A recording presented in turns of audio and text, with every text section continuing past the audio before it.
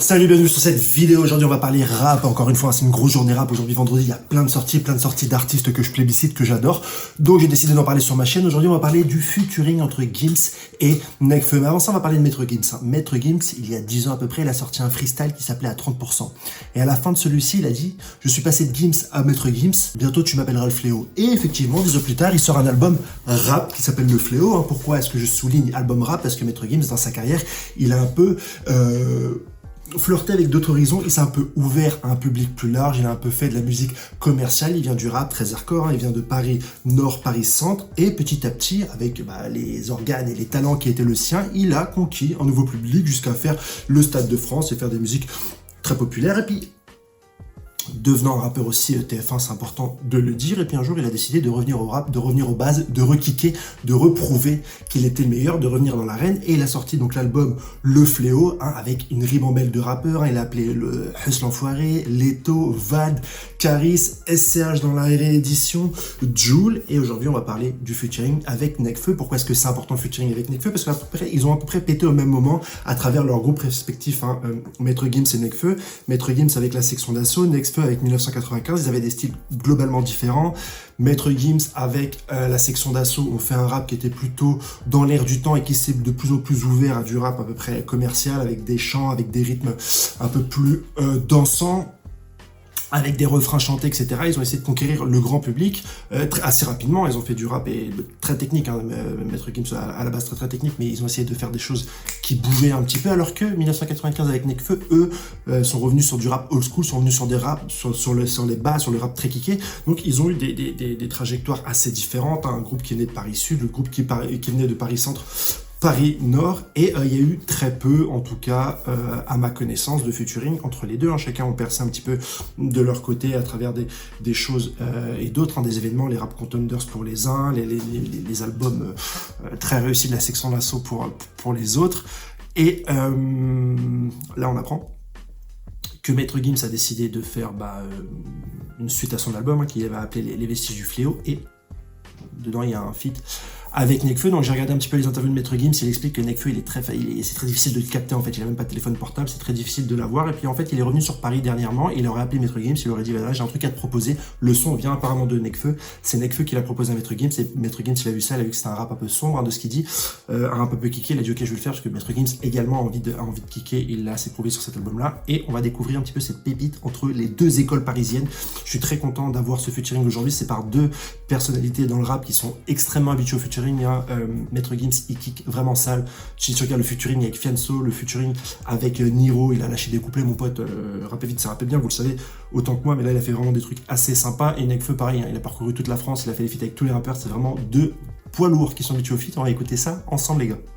Désolé pour cette intro un peu longue. C'est quoi le délire, tu veux pas par les fenêtres? Comment mes nuits sombres sont. Je vais pas le faire, mais t'as dit que j'allais.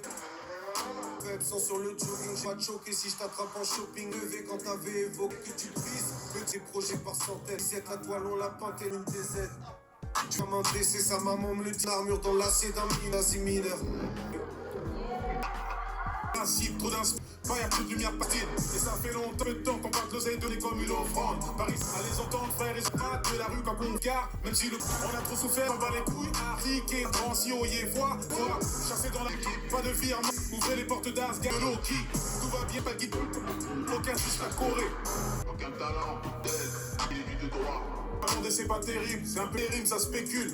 Hariri, c'est quoi le nom, le dos dans ma guérie, ça bosse du inspecteur, c'est Derrick. Pas terrible, c'est un peu comme d'atterrir. Sur l'oseille de trafic, Hariri.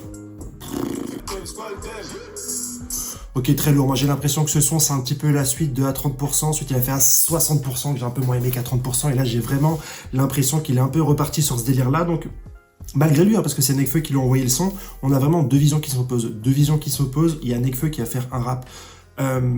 Déjà, juste dans la version du rap, les deux ils ont fait un rap hyper aéré, alors que c'est d'habitude des gens qui aiment bien kicker très très vite. Moi je m'attendais à ce qu'ils kick vraiment très très vite.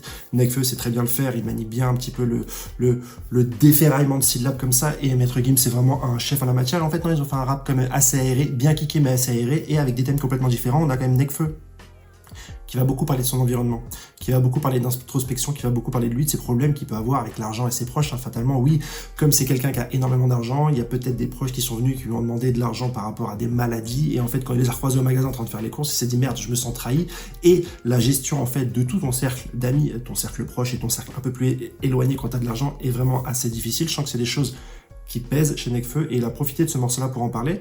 Et Gims, il fait complètement l'inverse. Il parle pas du tout de lui, il parle pas du tout de son microcosme. Et c'est pas vraiment un jugement de valeur. Lui, il va parler des problèmes internationaux et c'est ce qui est un petit peu challengeant pour lui parce que comme c'est un rappeur grand public, un rappeur TF1, on se dit peut-être qu'il est muselé, qu'il peut pas dire ce qu'il veut, mais il prend ses couilles, il prend la parole et notamment sur le conflit israélo-palestinien où il se place directement pour un défenseur de la Palestine bien vu et qui est une position qui peut être pas facile à te dire vu sa position, et il le fait, il le prend et il le fait.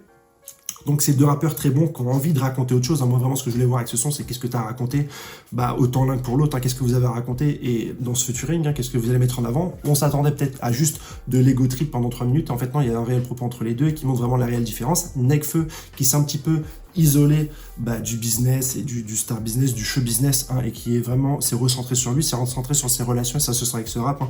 Il avait fait un album hyper grand public avec Feu, et ensuite il s'est vraiment recentré autour de Cyborg, autour des Étoiles Vagabondes, où carrément il est parti à l'étranger pour se ressourcer, hein. C'était vraiment le thème de son album, et là on se sent vraiment dans cette même vague. De toute façon, Gims l'explique en interview, oui, Nekfeu c'est quelqu'un qui est très difficile à capter, c'est quelqu'un qui n'a même pas de téléphone portable, et qui vogue un petit peu comme ça, qui voyage, qui découvre un petit peu, c'est un chemin spirituel j'imagine, intérieur, mais également à l'international. Et on a un Gims qui est devenu vraiment une superstar et qui a décidé, peut-être au mépris d'une carrière encore plus grande et de faire de plus belles choses, de retourner sur un album rap. Et dans cet album rap, il peut s'exprimer peut-être choses qu'il pouvait moins s'exprimer quand il faisait son chanson un peu plus commercial, où il parlait de thèmes qui parlent un peu plus aux gens, comme l'amour, la trahison, la haine, etc. Et là, il a fait le choix d'aller sur des sujets un peu plus intéressants, un peu plus profonds, un peu plus risqués. Et il va parler comme ça de beaucoup de choses. Il va également parler de sorcellerie, hein. C'est quelque chose qui revient beaucoup dans l'univers du rap, dans l'univers du foot, dans l'univers de la télé-réalité. Et Gims en parle directement dans ce son-là, donc c'est hyper intéressant d'avoir un petit peu son avis là-dessus. C'est quoi le deal? Je m'attendais vraiment pas du tout à ça. C'est quoi le deal? Je pensais qu'on allait avoir vraiment de l'ego trip. Hein. C'est un titre qui te donne pas forcément d'indication sur ce que va développer l'auteur en termes d'arguments, en termes d'histoire, en termes de rhétorique, en termes de qu'est-ce que tu as raconté. Et c'est hyper intéressant de voir qu'ils ont vraiment joué le jeu et qu'ils ont montré des visions vraiment diamétralement opposées.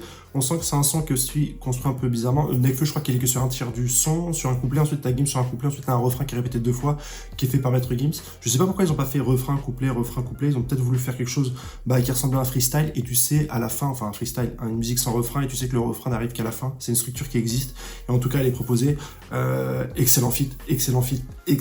En tout cas, moi c'est ma cam, c'est vraiment ce que j'aime. J'ai un peu moins aimé le feat de Vald et de Gims, que j'attendais vraiment quelque chose de plus kické. On ne l'a pas eu, mais très content de voir Nekfeu. Nekfeu en 2021, je pense qu'il va se faire assez rare. Je ne sais pas s'il prépare un autre projet tout de suite ou s'il va se faire attendre encore un peu plus longtemps, mais en tout cas, on a un feat 2021 avec Nekfeu, ça fait plaisir. Et puis un Gims qui dénote pas, hein, qui fait, sans aller chercher de la prouesse vraiment acrobatique et du rap à toute vitesse, à toute berzingue, il place quand même quelque chose assez bien placé, assez bien espacé, assez bien précis. C'est le rap qu'on aime. L'instru, elle fait le taf. Il y a les bonnes coupures où il faut, il y a les bons... les bons trucs puissants où il faut, hein. Et très content pour ce feat, un gros journée rap, hein. Il y a Vald qui sort aussi à 18h. Je vous souhaite une bonne journée les gars, je vous dis à bientôt pour une nouvelle vidéo, ciao.